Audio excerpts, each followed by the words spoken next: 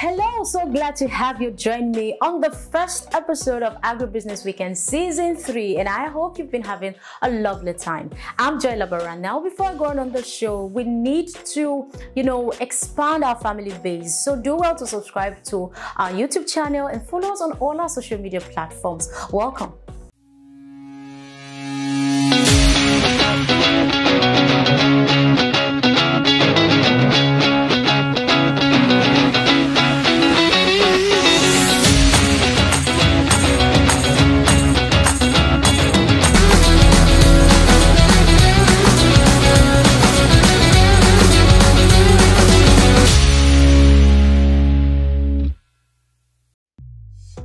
Welcome back. Now, the African Farmer Stories is an initiative of support for African SMEs and that aims to amplify the voices of African farmers. And yes, it's their 1 year anniversary. Happy anniversary to all the African Farmer Stories. I'm so glad. Now today, still on the celebration mood, I'm having, she's so beautiful. Oh my God. Look at who we have here on the show.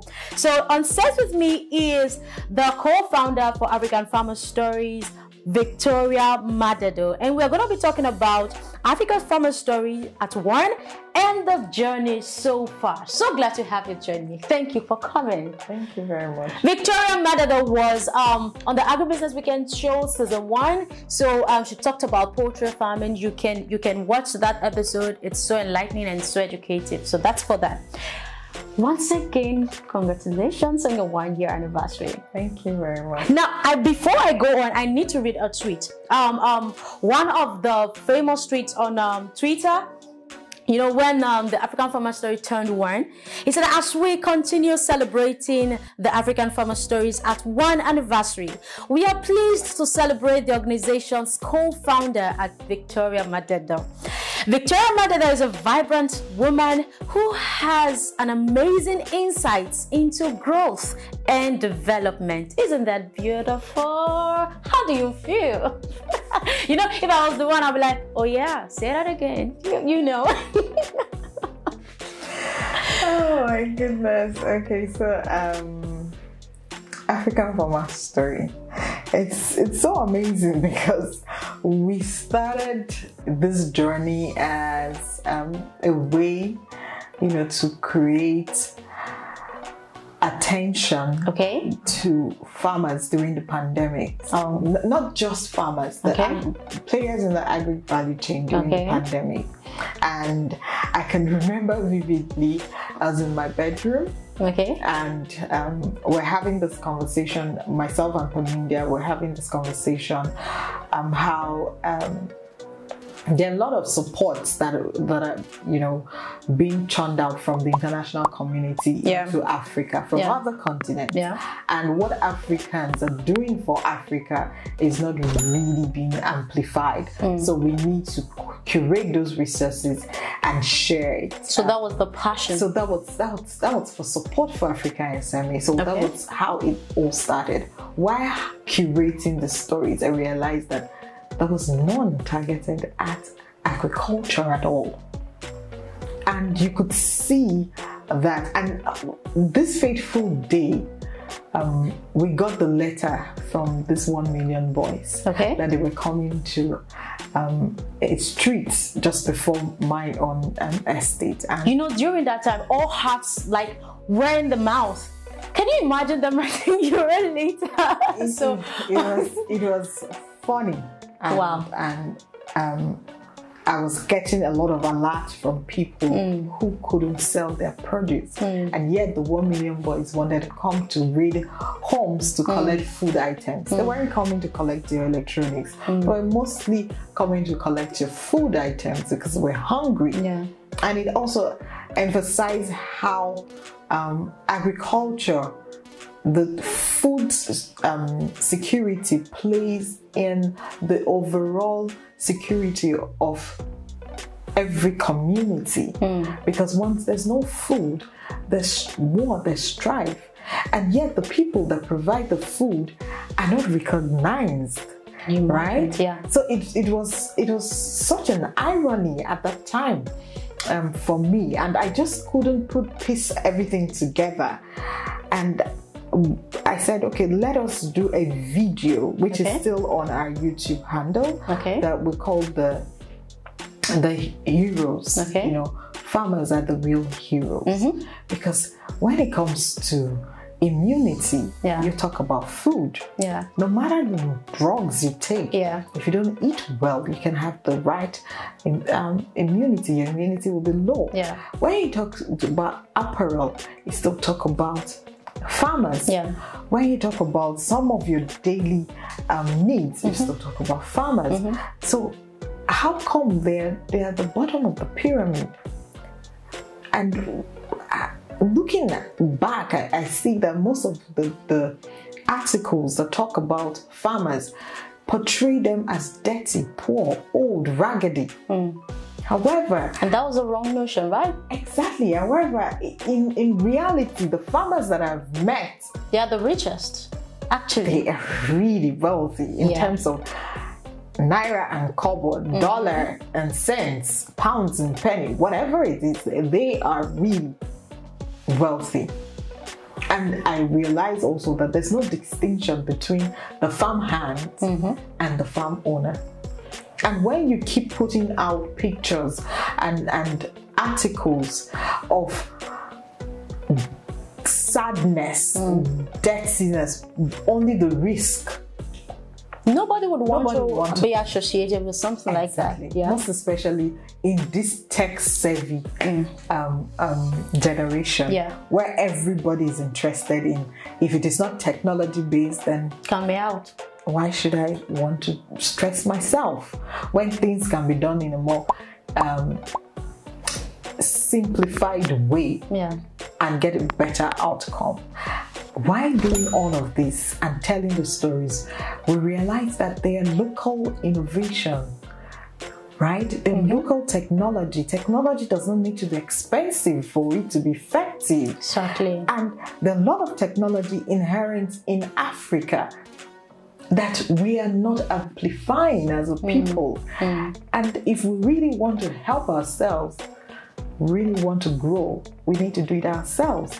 We need to tell our stories ourselves so that we have a better market, more investors, and above all, we're able to position ourselves as growth drivers. Amazing. Now, one of the tweets on the African Farmer Stories at One says, since the inception of the African Farmer Stories organization that have been taking farmers away from struggles and setbacks through storytelling of farmers' challenges and successes.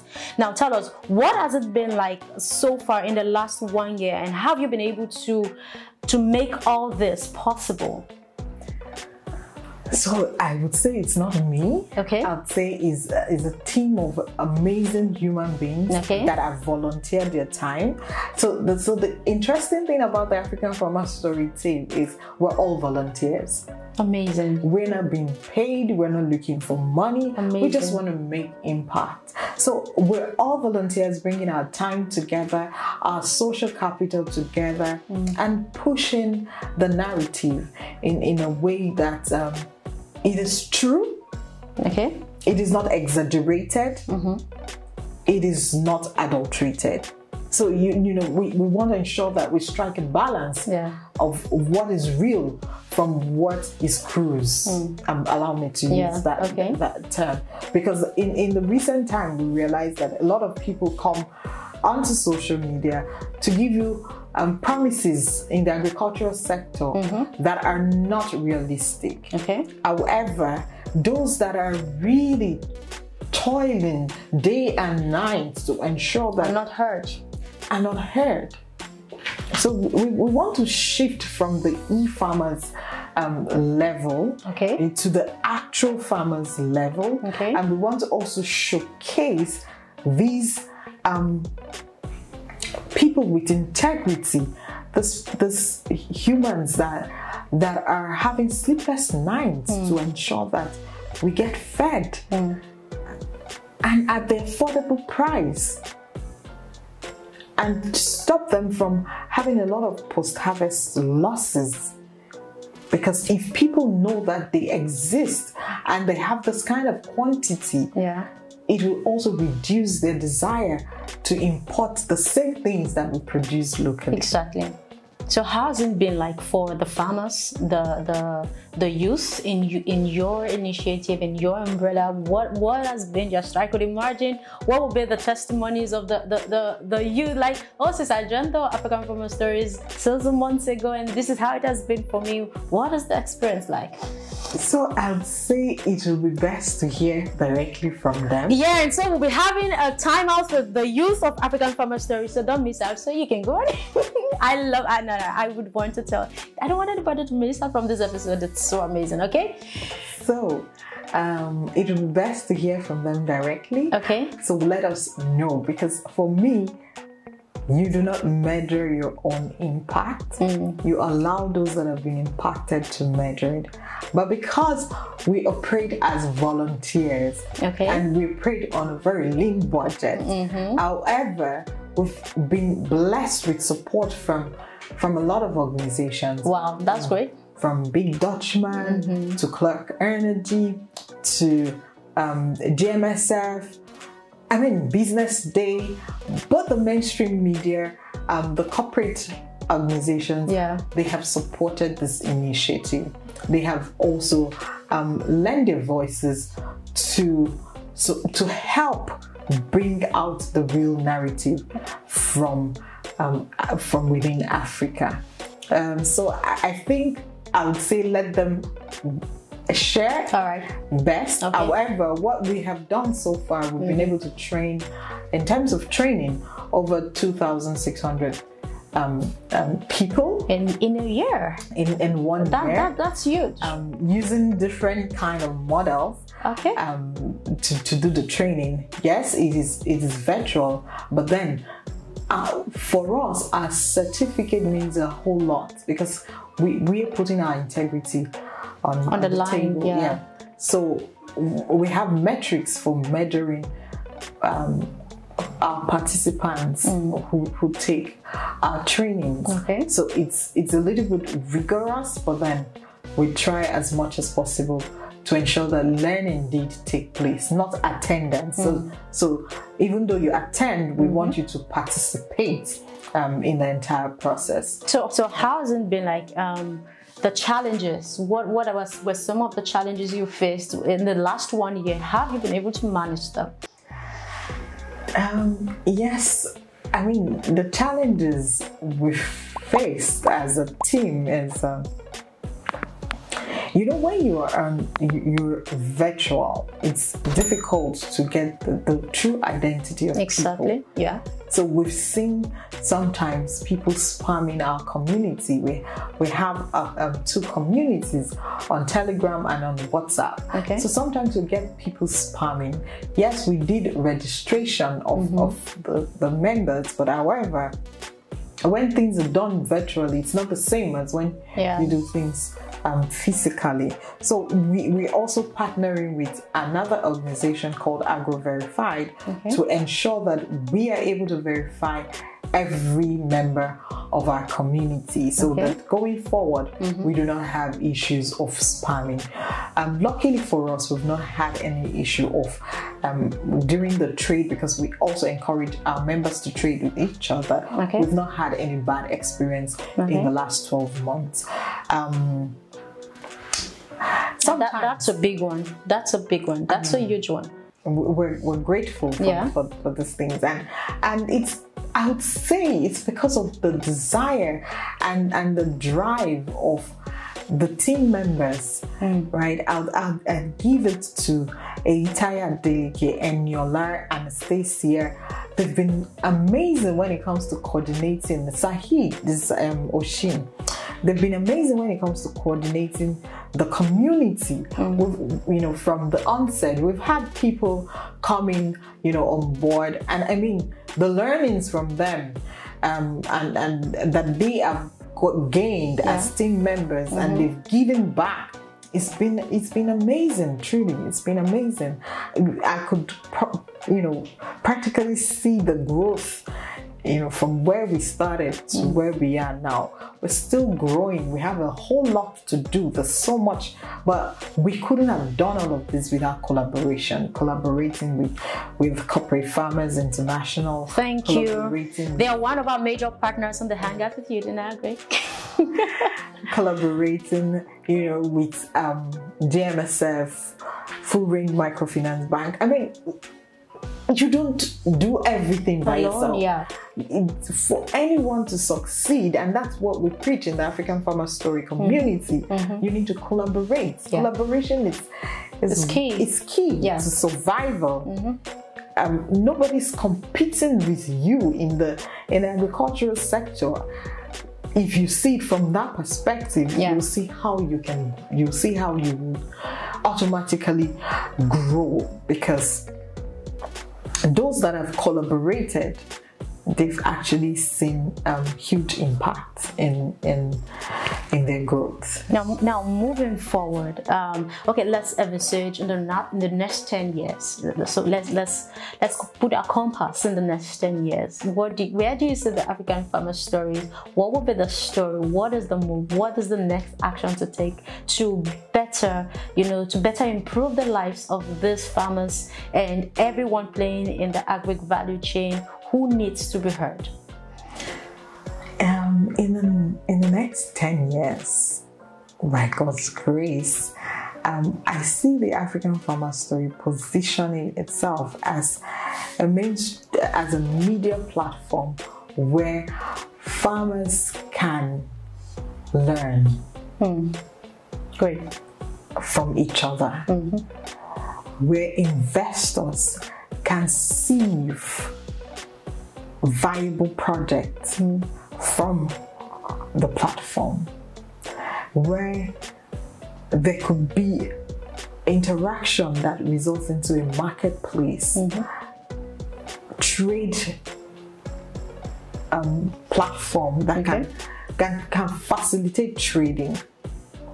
But most importantly, in 10 years' time, we want to put the stories of African farmers on the global platform as profit-making farmers, profit-making value chain. That's a big one. That is where we want the African Farmer Story to position itself.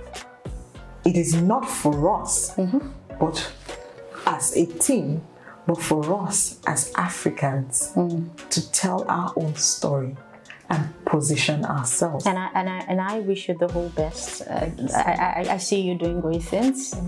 All right, so let's take a short break, and when we'll come back, the show continues. Don't go anywhere. Our mission at the Lagos Commodities and Futures Exchange is to catalyze economic growth in Nigeria, boosting the commodities value chains and foreign earnings, and rewarding all stakeholders. At LCFP, we're enabling an inclusive ecosystem for all the commodity stakeholders to plug in. So if you're a farmer, an aggregator, a miner, a warehouse owner, a certification agent, an insurance company, if you work at any point of the value chain of the commodities ecosystem, there's a place for you at LCFP. So please give us a call and we'll find a way to integrate you into our ecosystem.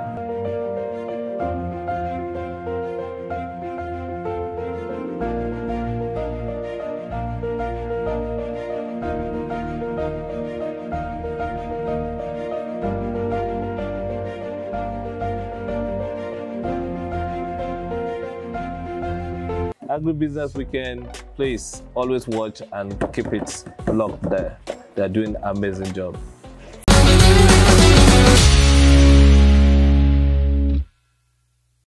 Welcome back. You're still watching Agribusiness Weekend, and Victoria Madedor is still on set with me, beautiful woman.